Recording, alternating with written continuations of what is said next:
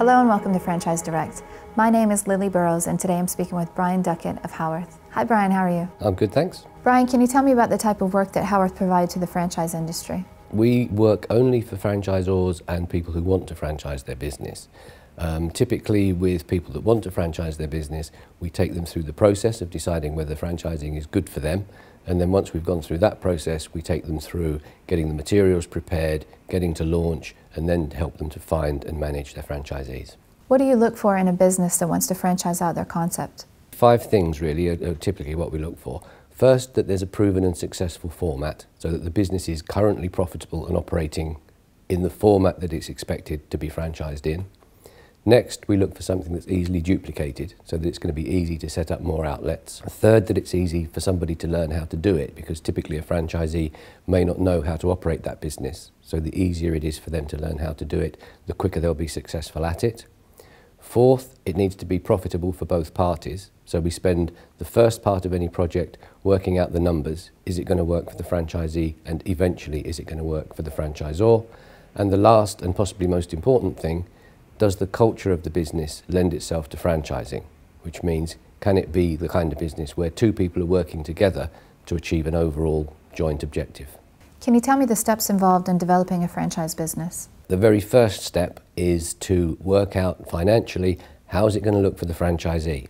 So we do a business plan for a franchisee, which looks at what their investment's likely to be, what the fees they're likely to be that they're going to be paying to the franchisor, how quickly the franchisee's business is going to grow. So therefore, what's their initial investment going to be, what working capital are they going to require, and when are they likely to become profitable?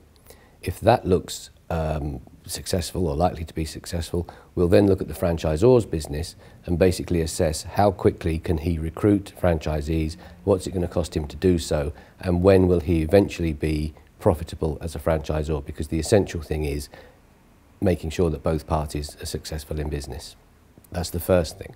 Then after that, it's development of the documentation, agreements, manuals, marketing materials, which gets them to launch. And then after launch, there are a number of systems and things that are put in as the business develops. How important is trademarking or other intellectual property issues? Absolutely vital. One of the things that a franchisor does is license his franchisees to use his trademark and his system. So if he doesn't own his trademark and his system, he can't license other people to do it. So one of the very, very first things that have to be done is to get the trademarks and names registered. Can you give an estimate of the cost involved? We often say to people that they will spend, as a franchisor, they're likely to spend something like £30,000 before they recruit their first franchisee. Now that's not on consultancy costs necessarily, it's on a range of items, including initial promotion of the business to attract the first franchisees. Then the business will need working capital as time goes on, because if you think about it, you haven't got many franchisees in the early years and they're not paying you very much money, but you have got to have the support systems in place. But the figure is different for every business. Some people will quote an overall funding requirement of £100,000, some will say 150, but I've known it to be as little as 80. But it's that kind of area. So funding does need to be in place before you embark on the franchising project. Otherwise you'll run out of money before you hit success. What are the different components of these costs? The initial cost would normally be the feasibility study that a consultant will carry out to make sure that the project is going to be financially viable, and that may cost £5,000 or £6,000. Then when the franchise agreement is needed to be prepared, again that's generally £4,000 to £5,000, but could be more.